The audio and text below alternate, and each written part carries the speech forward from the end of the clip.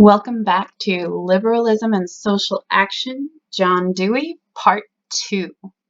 So we're on that same slide where on the right we have the original proposed model for human motivation or fulfillment of needs.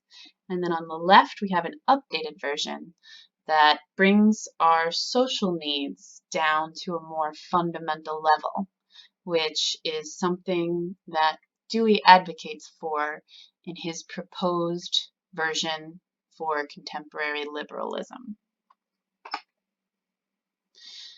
The classical liberal theorist thinks that the individual is a fundamental unit in society.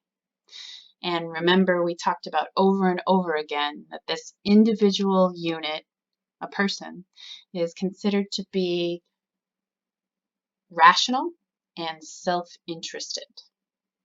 So that means we all have our own interests. We want to get ahead in life, and we use our reason to figure out how to do so. And this rational, self-interested person functions completely independently to figure out how to promote his or her own interests. If you have a view like this, it's easy to come to the conclusion that this individual actor is at odds with any kind of government, because the government's trying to take away your freedom to pursue your own interests in the name of society as a whole. So in the theory, historically, it came to be that the ruler and the ruled were always seen as antagonists to one another. And it creates two totally separate worlds.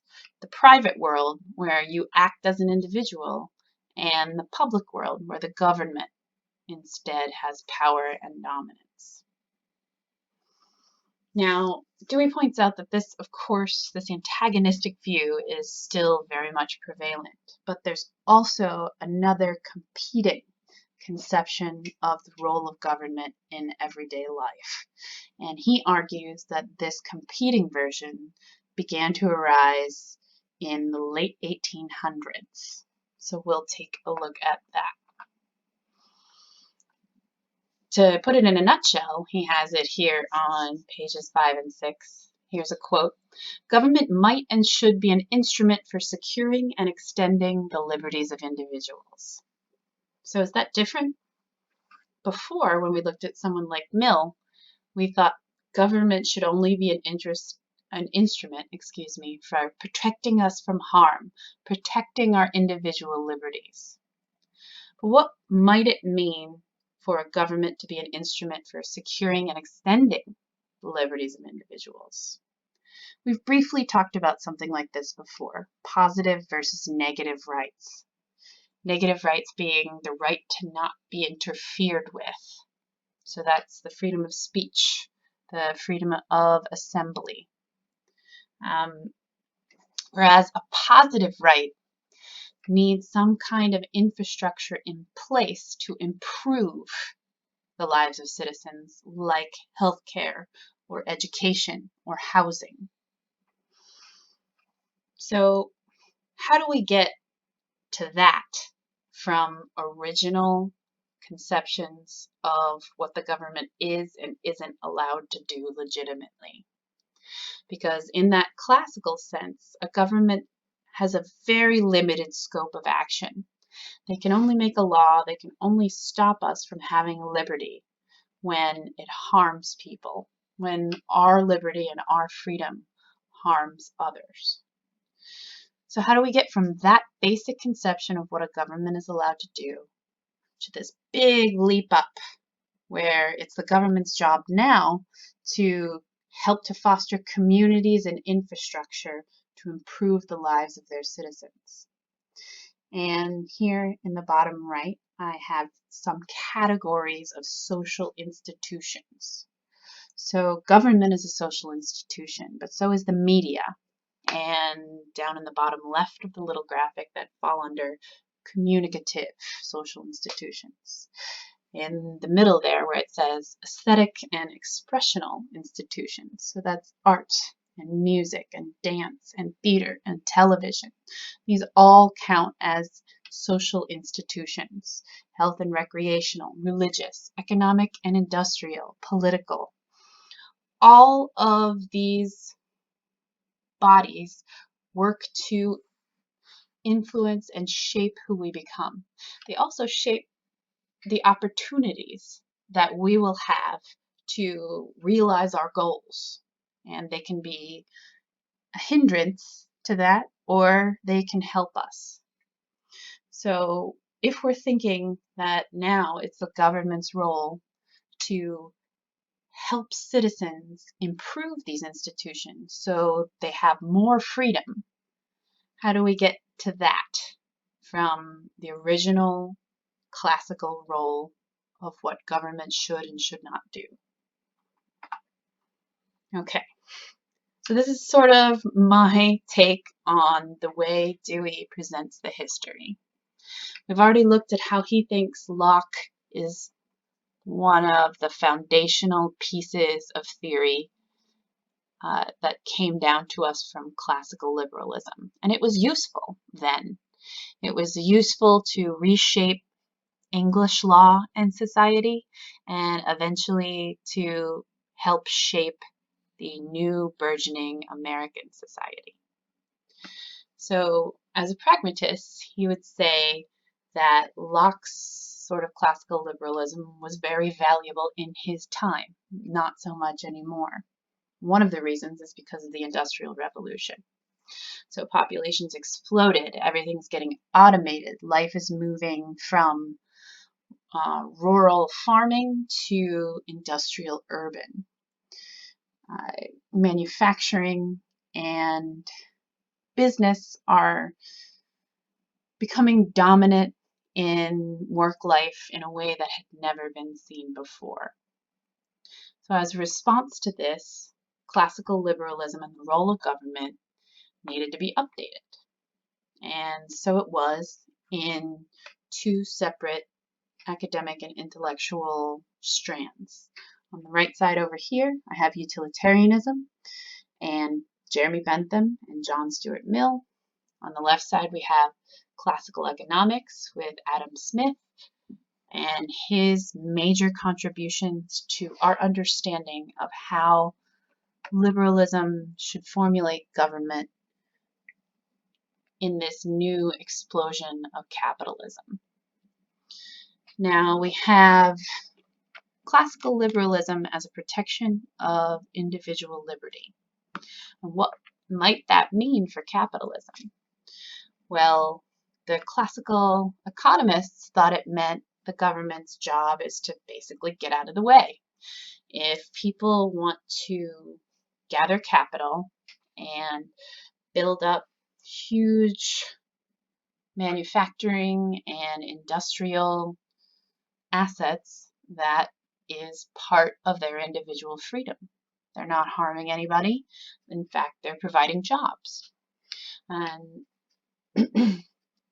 you may or may not be familiar with the French term there, that I'm sure I'm going to butcher the pronunciation of. Laissez-faire means that the government has no role in the regulation of the economy because we all have individual liberty, and it's not the government's place to put limits on that. On the other side, utilitarian theory thinks that the only theories that are good morally, politically, economically are the ones that have the best consequences. So if you've ever taken a moral philosophy course, you have most definitely studied utilitarianism and probably John Stuart Mill. It's the same Mill that we looked at right before the midterm. So Mill was actually a student of Jeremy Bentham. And on the right side, Jeremy Bentham is the left portrait at the very bottom, whereas Mill is the right portrait. I'll come back to this graphic as we go on to talk about the history in more detail. Okay, so remember that Locke based his entire theory on a conception of natural law. And Dewey wonders, does this conception of natural law still have import today as the Industrial Revolution shifted the way that people lived and worked?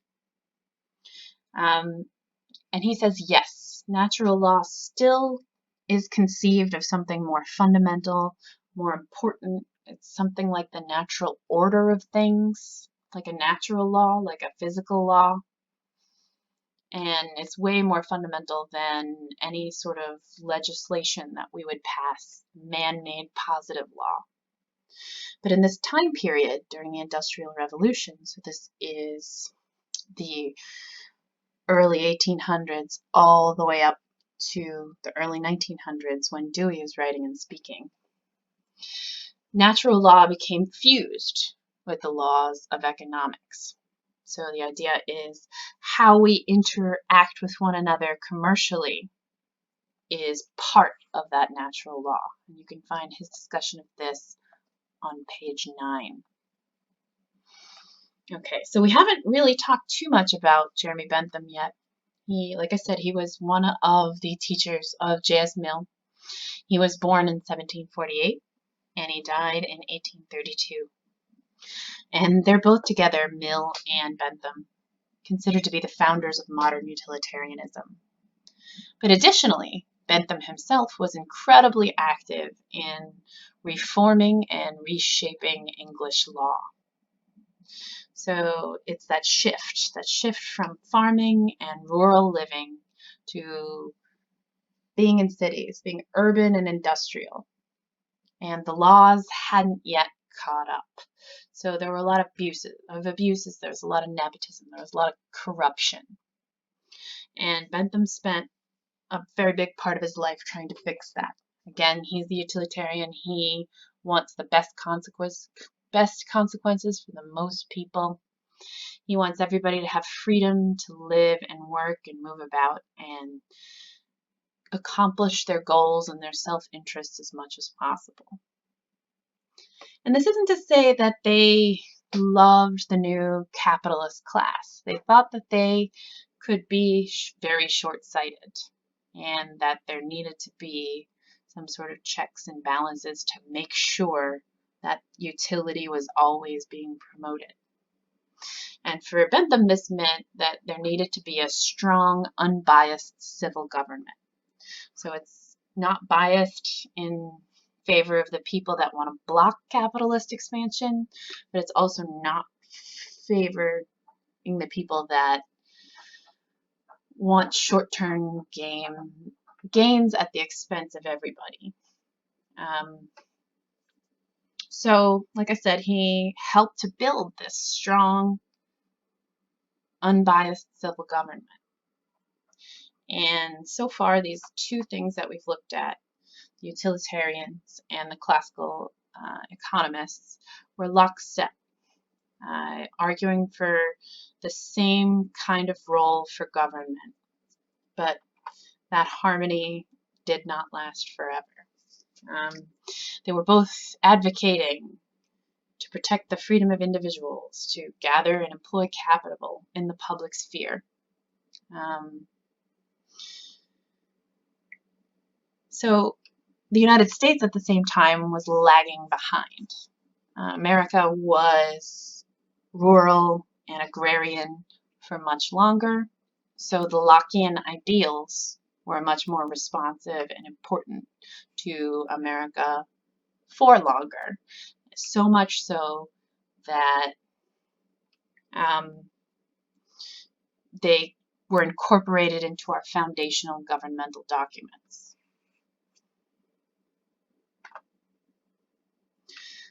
But here's where the break happens, where utilitarianism can make a split with the classical economists.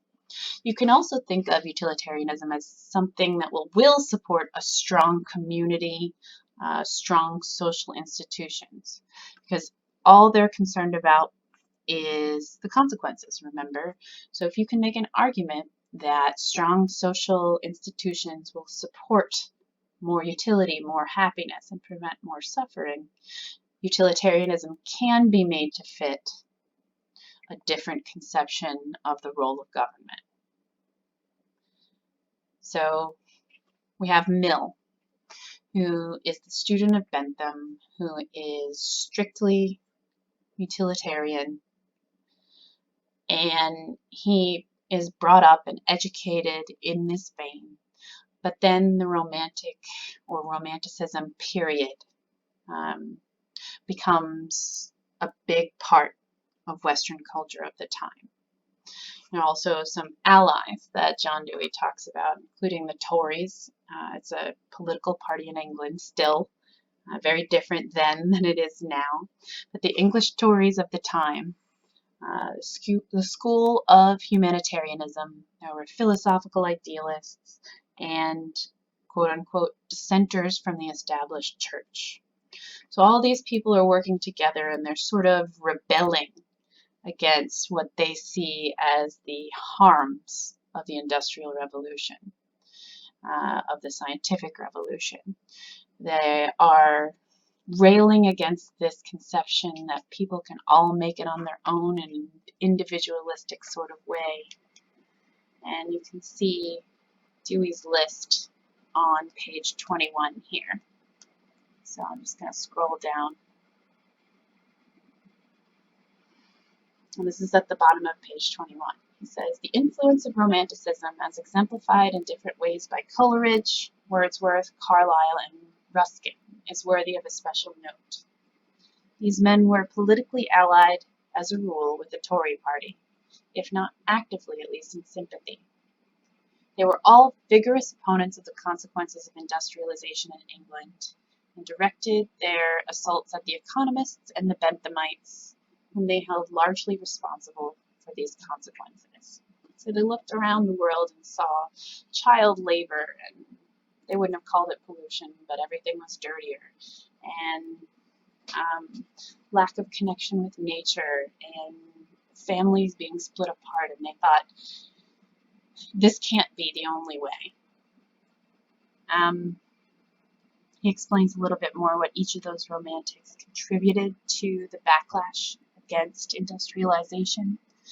But all this came to social fruition at the same time that Mill was maturing as a philosopher.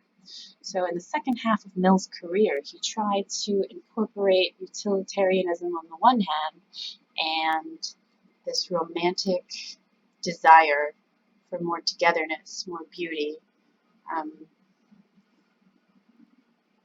than utilitarianism had previously allowed. So now you can sort of start to see how we can merge those two things into an idea of government that doesn't ignore either side. Okay, so this is the new definition of liberalism.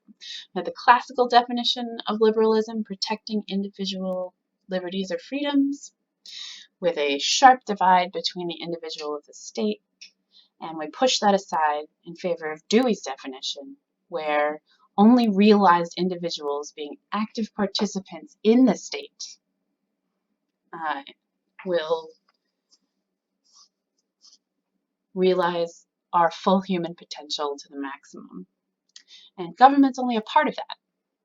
A state, a nation, remember, a state is just another word for the entire nation and all that that entails. It's all of our social institutions.